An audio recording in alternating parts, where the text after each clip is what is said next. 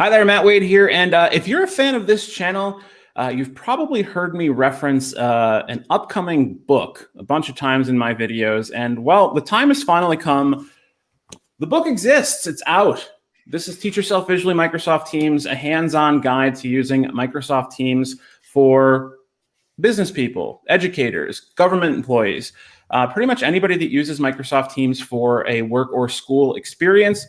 And I'm really excited today to kind of talk about the book a little bit, but also sort of talk about what it's like to write a book, because I figured it was kind of interesting for people who have been following this channel and have seen me reference this book a number of times. Writing a book is not something that I thought it would be. There's a lot of differences to what I sort of expected. And this is my first. Really excited to kind of hold it in my hands, definitely. So I wanted to bring together myself and my co-author, who will be on in just a second. But let's do a quick overview of what this book is. So it is 17 chapters of step-by-step directions on how to do basically almost any action within Microsoft Teams. It is 70,000 words, more than 250 tasks described in detail, literally step-by-step. I mean, 1, 2, 2A, 2B, 2C. More than 300 screenshots. We did those 3 times because of Microsoft's updates to the UI of Teams. There's more than 140 tips within the book outside of all of the step-by-step. So it's like guidance, useful, hands-on kind of things on how to make the most of the thing. And then we use the word Teams 682 times. And we also think we cried probably a dozen within that. But with that, I wanted to welcome in my co-author, Sven Seidenberg. Hey, Sven. Hi, Matt. Nice to see you. Yeah, you too. And I thought we would kind of jump into some questions about how did we get into this? What's it like to write a book? Kind of all that kind of stuff. So, Sven, you want to take a quick stab at what's this book about? Yeah, sure. I think it's all about how-tos and tips for the end users in their day-to-day life with Microsoft Teams. It's difficult to cover everything in every detail, but I think we have a really good foundation for everyone to get started with Microsoft Teams, but also if you're already using Microsoft Teams to dig a little bit deeper into private channels, for example, or video conferencing, files, searching, all that kind of stuff. So I think there's something in them for everyone. So what do you think? What sets it apart from other Teams books? So I think that this book is rather complete. I think we covered pretty much all the major, actions and overall things that you want to do within Microsoft Teams. I also think that we cover meetings significantly more than almost probably any other book on Teams that's out there currently. And as of right now, it is by far going to be the most up-to-date version of anything about Microsoft Teams, especially meetings, because we took all the screenshots as the new meetings experience was rolling out with dynamic views and the new sharing experience, all of that kind of stuff. And we don't just cover the step-by-step, but we also do you might want to try this. We know you're kind of asking this question and not just saying how do I set up a private channel? But I want to protect information is really what you're asking when you say that. And we spend a lot of time not just providing this step-by-step on how to do the thing that you're, asking verbatim, but also you probably really mean this question. And here's some guidance we have based on our experiences, in consulting and whatnot. So who do you think this book is really meant for? Yeah, I think this book is for pretty much everyone who's working with Microsoft Teams or is planning to do so. So you can choose between the digital version or the print version if you like to go through pages, maybe get them some sticky notes on them or take some private notes and tips for yourself. So I think, it's for everyone. Everyone can use it, and you can use it on the device or print version as you like. What is it like to write something static, like a book about something ever-changing like Microsoft Teams, Matt? I had to grow a beard to do this so that I could rip my hair out while we were doing it.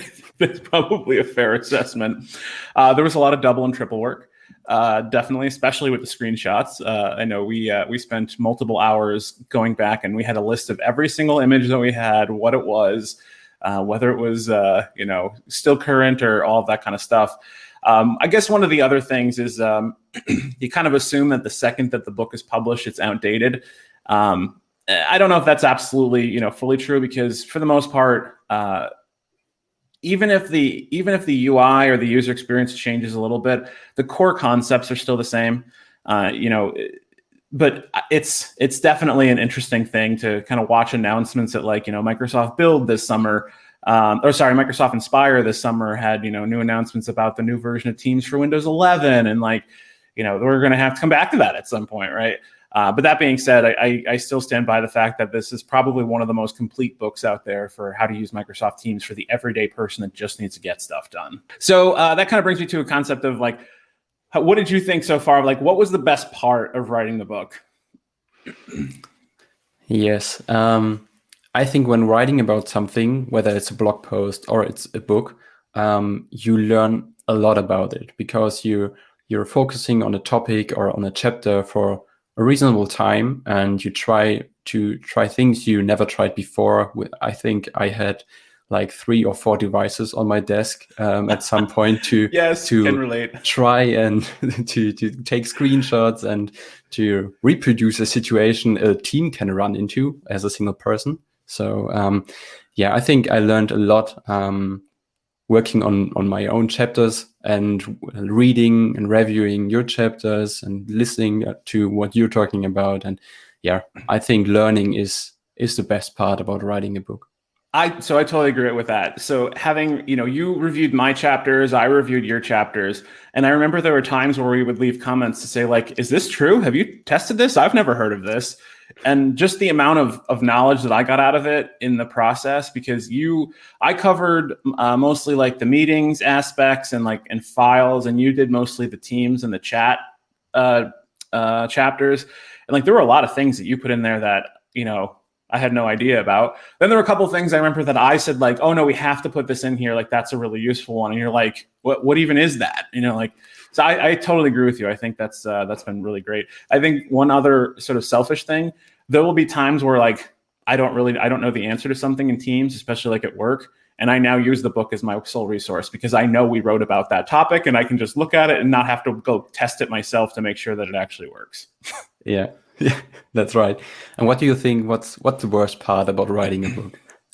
I think it's the fact that we are taking the publishing industry, which is like, a centuries old industry that I'm not going to say it hasn't changed since the day of Gutenberg, but like it's definitely still within its own little, we publish on this kind of schedule. That's just how it goes. And we have to, print X number of copies. And like, it doesn't matter if those copies are out of, date, or we hope the sales are going to make so that it justifies it. And trying to apply that to a cloud world that has only existed for half a decade, or at least a cloud app that's only lasted or been around for half a decade and changes literally every day. So I think that's probably the worst part about this whole process, is trying to meld the, tech savvy, I don't know, looking at us as like thought leader kind of thing, and applying that to a piece of paper that somebody has to buy and then will keep on their desk for as long as they care to. What about you? What was your least favorite?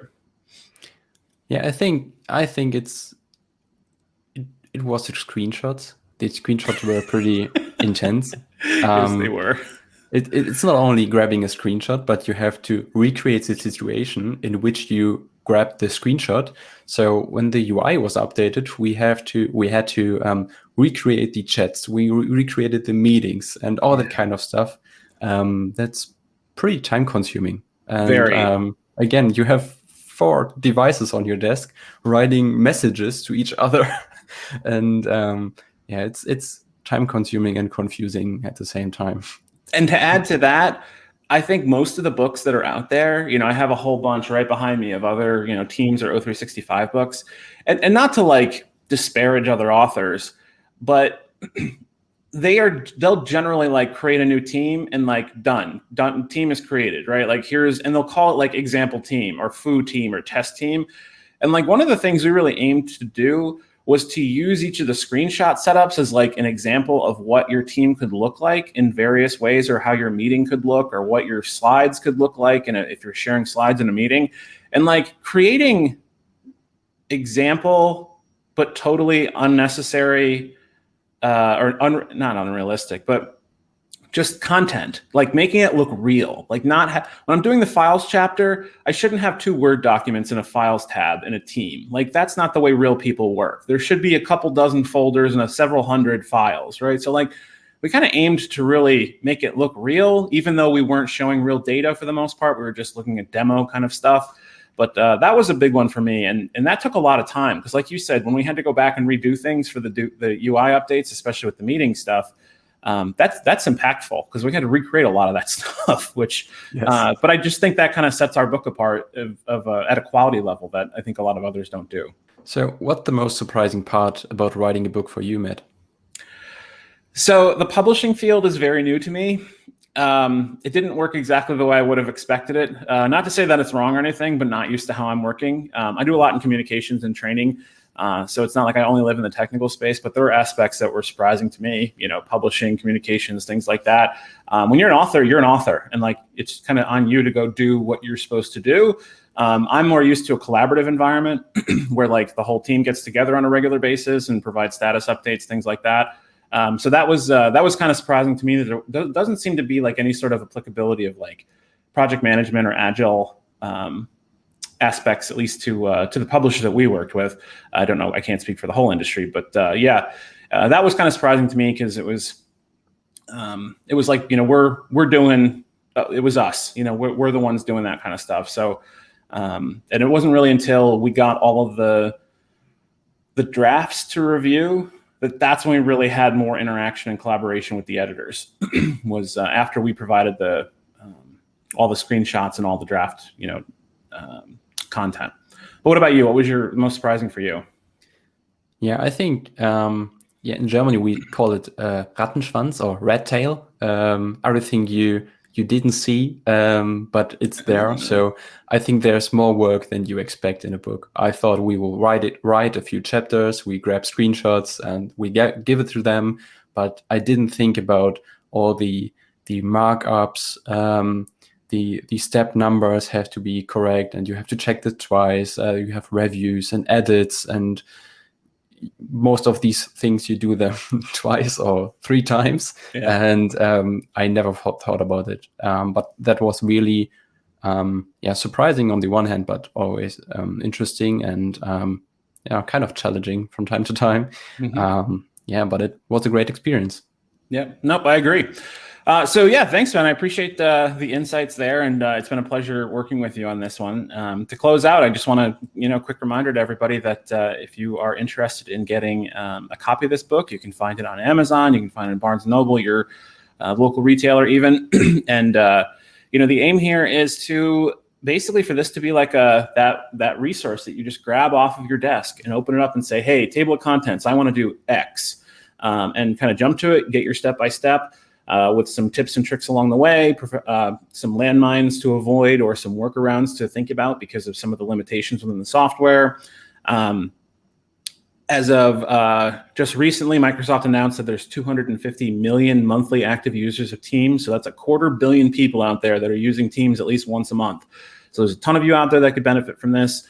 Most people, including you admins out there, still don't know exactly how to use Microsoft Teams to the best of what it's meant for and how to try to push that new paradigm of modern workplace and getting out of email and sticking with file links and all that kind of stuff. So appreciate you all watching, and if you're interested, feel free to purchase. But we thought that this would be kind of a cool insight into what the publishing experience is like from a couple tech guys, right?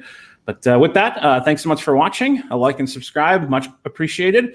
And if you are willing to go out and get that book, we appreciate it. And otherwise, best of luck with your team's experience.